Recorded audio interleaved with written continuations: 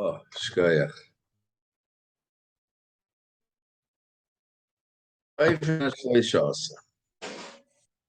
Number 13. Ucheshbon hanefesh al adam lasis la'atzmo yom shemaisav hem pochas b'midas chochmos.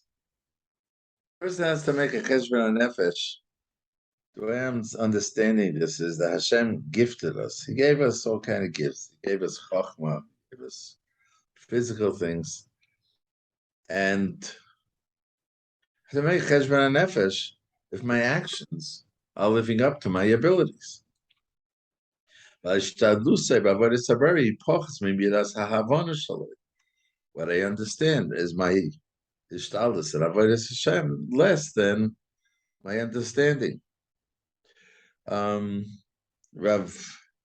Tisho says it sounds like it's a little bit of a continuation of a line he said in the last one of something about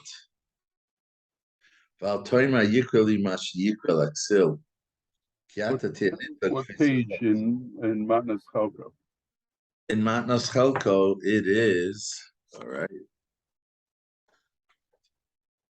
Matnas Chalko, it's right. That's sort of right at the beginning of this one. Shosha Asar. Cheshbon Adam in Nefesh B'Yisrael. Right. So if you look on the bottom there, okay. Not over there, but where?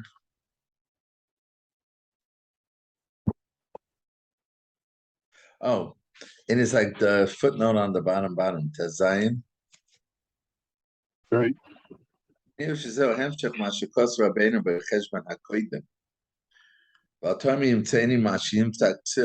say, okay, I'll be like the Ksil.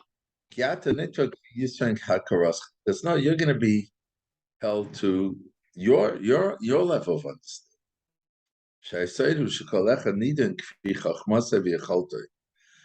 Because that's the rule. This is how you say. You're judged based on your abilities, and not based on other foolisher people. Besides that, you have the cheshbon of how much good you receive from Hashem. I remember Rav Olavsky when he was in our David. One of his big things was that in Yiddishkeit, we're not running a race against the next person, we're running a race against ourselves. And everything in our secular world we're being compared to the next person. In school, you take tests that are, compare you to the next person. He said in Torah, that's not, you're not compared to the next person. You're compared to yourself. And that's really this cheshbon hanefesh. Am I living up to my abilities? It would seem to me, I did prepare this a little, meaning that I read through it. But it would seem to me that it's like even a little deeper because, like the Messiah Sharm says, that everything in this world is in a sign. Hashem created this world. The Chovos Chaim writes somewhere that I think he gives like a mashal. Someone came to visit his friend who's a very wealthy guy. He comes to the office, he comes to the factory, and he's wearing overall dirty and stuff, and he says, I don't get it. Like, you're a wealthy guy. Like, why are this? He says, you're foolish. You came to my factory where I work. Come to my house afterwards and you'll see my beautiful home and my beautiful clothing and stuff. So this is the Olam HaAvodah. This is the Olam HaAvodah. And the Olam HaAvodah, Hashem created, like the Messiah Shem says, he created the world basically like an obstacle. Everything, and the first parak in Messiah Shem, he says, everything in the world, whether it's porn, whether it's illness, everything in the world is here as a test because I'm supposed to be working. I'm not supposed to be enjoying. I mean, MD created the world that it should be a place for enjoy, but it is the purpose of this world is that I should work in the next world. Everything in this world, and therefore, not only my, around me, but Hashem gave me my specific abilities because every person has his neshama, he's a specific tachlis, has to fulfill a specific, I used to say like a specific piece in the jigsaw. Every person, every yid is another piece, and only at them will we see. When you see the piece, it doesn't have any meaning. That's the whole part to find where it goes because it's just a piece. But ultimately, at the end, when everyone put their pieces in, there's going to be this gorgeous picture of Kavod Hashem, one way or the other. That's going to happen, whether whether it goes with sugar or it goes with a potch. But at the end, it's all going to be Kavod Hashem. So you can't compare yourself, and you have to take a look at what Hashem gave you, and say, okay, so if Hashem gave me whatever He gave me, abilities, and I'm not living up to them, then that's the cheshbon I have to make. So I'm not fulfilling my purpose here. In this Rabashkin book, one of his themes that runs through a lot of books that I'm picking up, and it is this attitude that every stage was a test from Hashem. Every stage, and many times, okay, so he was successful. The next challenge.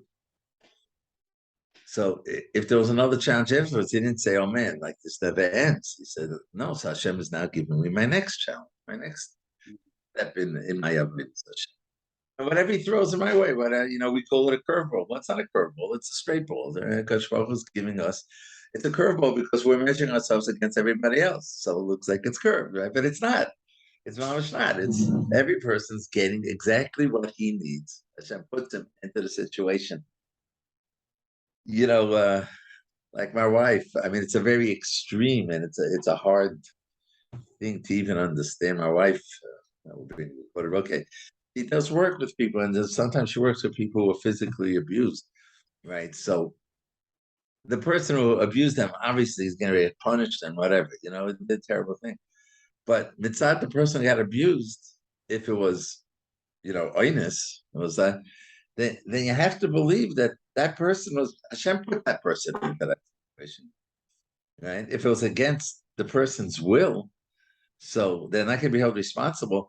So then they say, why me? Why did it happen? That's your avodah. I mean, if we believe there's hashkacha and every yid, so then it's no mikra. For whatever reason, you were put into a broken family, you could spend your life bemoaning your situation. Or you could say, no, I don't know what my neshama needs, but Hashem knows. He doesn't make mistakes. And He put me into this situation. He put me into an abusive family, an abusive situation, a broken family. I'm just talking about extreme cases. Obviously, He puts me into a good family. It's certainly true, so that's on one side the richest and the poorness. HaKadosh Baruch Hu is tailor-making for each person's avodah. And so in a way, you say, was it supposed to happen? Yeah, it was supposed to happen. The proof is because it happened. And Hashem doesn't make mistakes. Of course there's a din v'cheshbon of people who are acting wrong and hurt you. That's for sure. So therefore, he's saying over here in this cheshbon hanefesh, a person has to say, if I was granted certain abilities, understandings, then am I using them? Am I living up to it? So again, actions,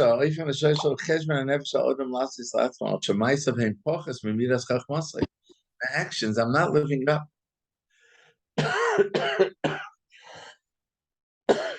I know what I'm supposed to be doing. I can't hide behind ignorance is bliss. That's basically what that other line was in the last one, You guys say, no, I don't know. No, you're not. You know. Or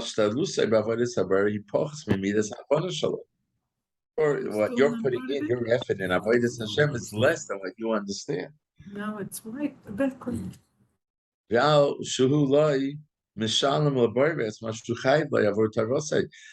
am I paying back for all the good He's given me based on my abilities? Yatsa la'atzma cheshbon nefesh zekach. Gives a marshal. This is how you should look at it. Yitin la'atzma marshal. L'mahu daima. What is this comparable to? Le'evet shadoinav tzivlo Yisrael chalkas adam. And this is mamash. It's almost like not a marshal. It's almost like mamash. You know, an evet, his master commanded him to work a piece of land, and that's us, our life. We're given a piece of land, and also he's running pre-talk, and he gave him the seed that's necessary for that field, right? Which means he gave us the abilities for us to develop ourselves. What did David do? He only planted part of the, right? Again, the marshal, as we go along. I got these abilities, I got the field, I got the abilities, and I'm only using them partially. Whether it's time, whether it's strength, whether it's abilities, whatever it is. The Shabbos and the rest he used for himself. Right? How much of the day are we dedicating to our own? It's not Avodas Hashem. It's not here. And again, I said enough. Playing ball could be Avodas Hashem, and eating is Avodas Hashem, and sleeping is Avodas Hashem, and going to work is Avodas Hashem, if you have the right intentions. Right? I have a family support. It's a mitzvah for me to go to work. It's a fear for me to go work. I need to relax so I could be a more healthy person to serve Hashem. And but if I'm just doing it because I want to enjoy, I want to take off time. I'm not in the Avodas Hashem mode. I'm in the. So that's the person who took some of those seeds he was given to plant, and he used it for his own use. The master comes, and he comes to check out what's going on. He sees that part of the field is not grown, not planted. He turned to the servant and he said, "What happened? Why didn't this?" He's my turn. You're right. I didn't fulfill my job. So the master makes a cheshbon. It's a double cheshbon. How much did he get?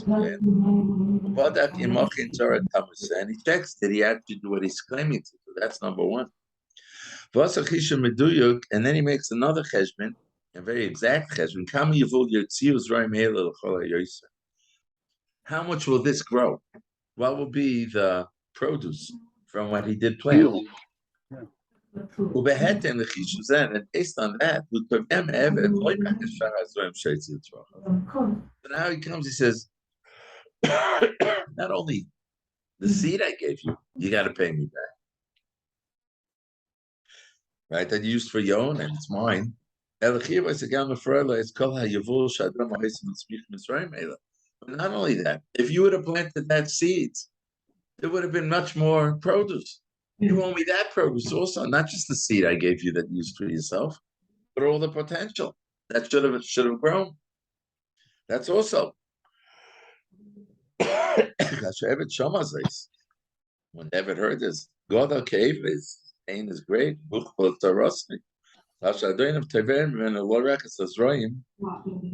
That the master is claiming against him, not just the seeds, but also what it should have grown.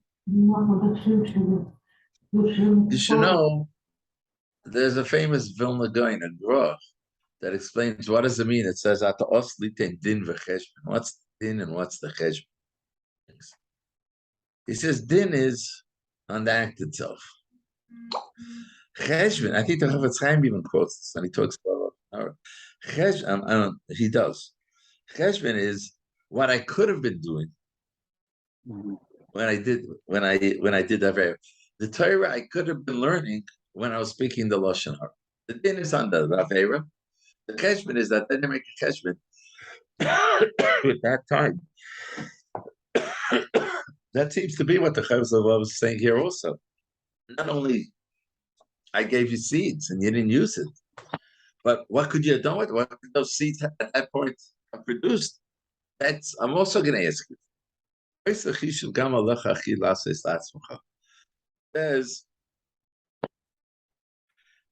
haLevavos, this is the cheshbon that you got to make for yourself. The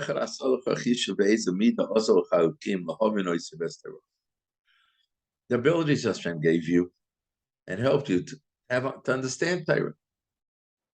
Love and Oisai, it's Hashem. There's Torah. Hashem gave you abilities to fulfill your obligations.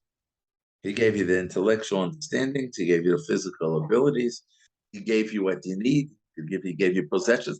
All the possessions we have, everything Hashem gives us, are all kalim that Hashem's giving us for us to serve Hashem. And so He gave you all these possessions. It's not, we forget. We think Hashem gives it to us so Hashem good, comfortable, right? No, everything Hashem gave us it's like those seeds. Well, what are you doing with it? I gave you what you need. You could serve Hashem. Some people need a nice house. Just their personality there is that they need more comfort than others. So Hashem understands that and gives it. And maybe you're meant to do something with it. How are you supposed to use it?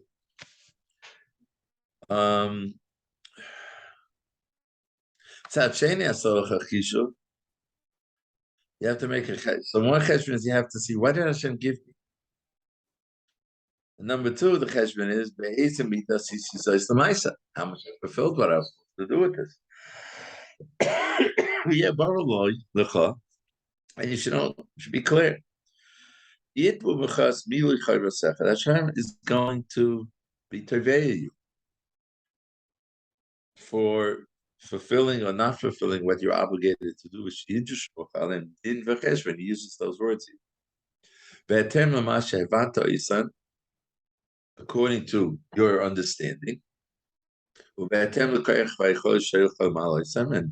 based on your abilities and your chaylis to fulfill it. And factored in that is that you were taking pleasure from that Hashem gave you. You were taking it for yourself.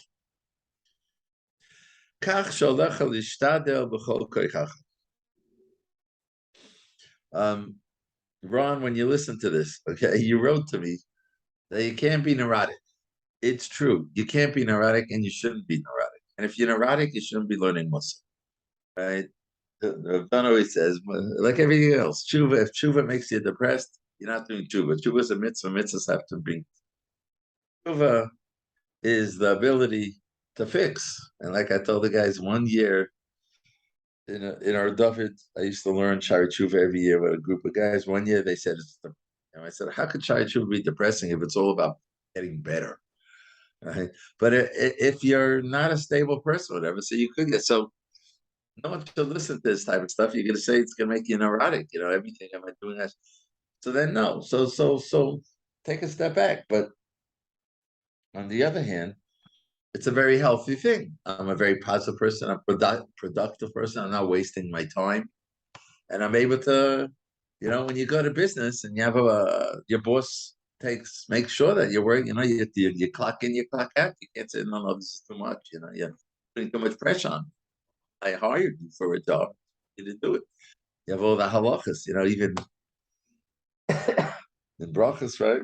There's what you could cut out of davening, right? And then benching, if I remember correctly, shorten davening, because what do you mean you're davening on the cheshbon of the boss? The boss hired you to work, right? Oh, what are you doing? But I got a bench. It's a mitzvah. No, they don't have to bench. Well, on the job, right? You're right. But it's not but it's a good job. In fact, before you were born, you were given the choice. This is your job in this world. You took a job. You want to be paid. You got to be willing to work. So yeah. So therefore, you have to try with all your abilities. We'll try with all your cholska. We'll try to pay whatever you're obligated to do. You just picture it. A guy gets a job, he applies for a job, he gets a job, he's hired, and then he has time that the guy's making him work.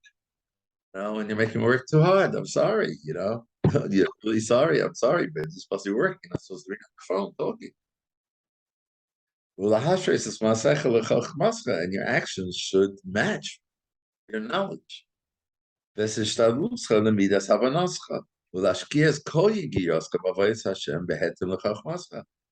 you should be investing all your yigia in avodas Hashem per your knowledge.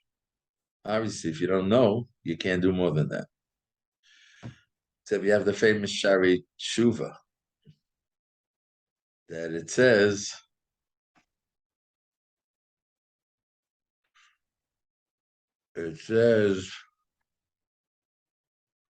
Kol, and he quotes it also here. It says something that indicates that you can have more actions than you know. And he says that if a person's makabel on himself, that whatever I learn, I'm going to do, you get schar already now, before you even heard about it. So you could do more than chachmas. You could get schar for more than what you know. But over here we're saying, as per your chachma, you're obligated to do. But the Vasa says, don't waste your koyach on luxuries of this world. That's like the guy who had the field and he was given to work the field. He was given these seeds to work the field. He took it to use it for himself. You were given these koyachas, they're not yours. They're Kadosh Baruch Hu's. He was given to you, so you should be able to work your field, plant your field, develop your field, your personal field, and he gave you those koyachas for that. If you use your koyach for your own things, you're not going to have it to fulfill the obligations of the Torah that's on you. Hakadosh Baruch Hu gives a person, it's such a big yesod, and it's mamashi yesodis. Hashem gives us the abilities. I once saw somewhere, I think in Rav Dessler, this idea in the Torah that a son inherits and not a daughter. So the idea was that a daughter goes and marries someone else, and each neshama in its root has a part of avodas Hashem, and then each offspring, it breaks down into smaller and smaller pieces that together makes one big avodas Hashem, and that's passed down through the men. The women marry someone else. It means that they've joined a different tree, right? So the possessions that, let's say, your father has, right, goes to the sons because they're continuing and expanding. They're the branches of that. They're expanding the avodas Hashem that this big tree has to produce in the bigger picture. And therefore, the kalim that the father had is now divided amongst the sons because each one's taking a part of that avodas Hashem. The daughters aren't taking that part of Hashem because they're marrying someone else and joining it. If they're being grafted on another tree, they need the possessions that other tree has, the abilities and whatever. So we're granted exactly what we need, right, to serve Hashem. So someone who wastes some of it, you don't really need it. You're just wasting it on luxuries and extras. Yes, so it's a question. You're not going to have it when you need for things that your mamish need. Don't fool yourself with terutzim shalu ve'ilu. Only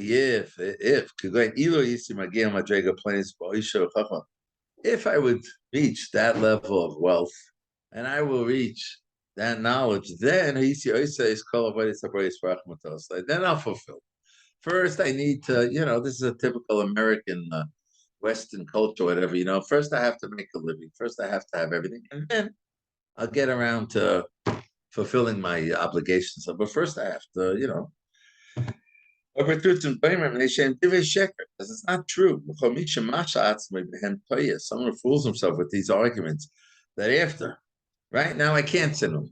Right now, I can't do the mitzvahs that I'm supposed to because right now, I have to establish myself, I have to get a good job, I have to move up, I have to have, all that stuff. It's a mistake. Someone realizing that he stumbled. He says, this is a mistake, one of the biggest mistakes. As Hashem Shizkad Chalel B'Perek Hashish Shar B'Torah. In Shar B'Torah, he described a group of people. They say, "Yes, I'll serve Hashem." But first, they take a mashke. They're called the kata mashkina. They're taking a mashke. First, Hashem, give me my needs, and after I have my needs, then I'll sit and I'll serve. But first, I need a mashke. He says that's a mistake. It doesn't work that way. First, you serve Hashem. Okay, so all these excuses of if I had more money, then I would serve Hashem. No, you're supposed to serve Hashem with what you have now, not with what you could have and you're dreaming of having. And like we're talking now, Adarab, what you have now is exactly what you're supposed to have. Not one iota more, one iota less, because this is your avodas Hashem for now. Hizov Shomer. Oh, we should stop. I guess we'll stop. Okay.